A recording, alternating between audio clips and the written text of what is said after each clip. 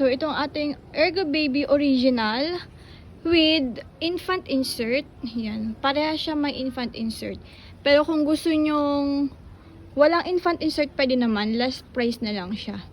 Pero kung newborn yung anak nyo, kailangan nyo talaga na may infant insert. Pero kung 6 months na or 5 months na yung anak nyo, no need na po ng infant insert. Okay? So, una tayo sa black. Si black ang ganda. Like new condition. Walang faded, walang discoloration. Tapos yung infant insert niya, yung air carrier nalabhan ko, pero si infant hindi ko nalabhan kasi kakarating lang niya. So sinama ko lang. So kayo na po bahalang mag-wash. Okay, kompleto yan. Ito yung ano.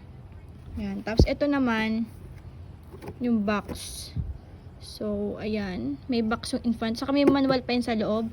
May instruction din yan kung paano gamitin. So si details niya ito. Kita niyo ba siya? Ganda ng color.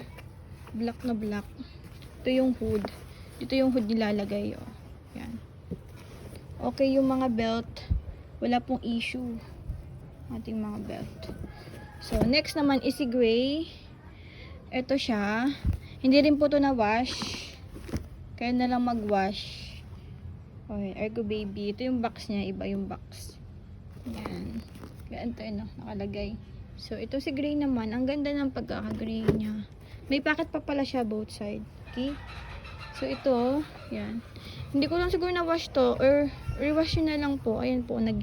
Parang nag-watermarks or nagdilaw-dilaw. As is na lang po ito. That's why selling this one is low. Yan. Mas mahal siya. Mas mura siya kaysa sa black. So, okay. Ang importante kasi dyan, okay, yung mga buckle. Kailangan walang issue sa buckle, walang punit, walang damage. Yan. Para safe sa baby nyo. Okay. So, ayan po siya. Thank you.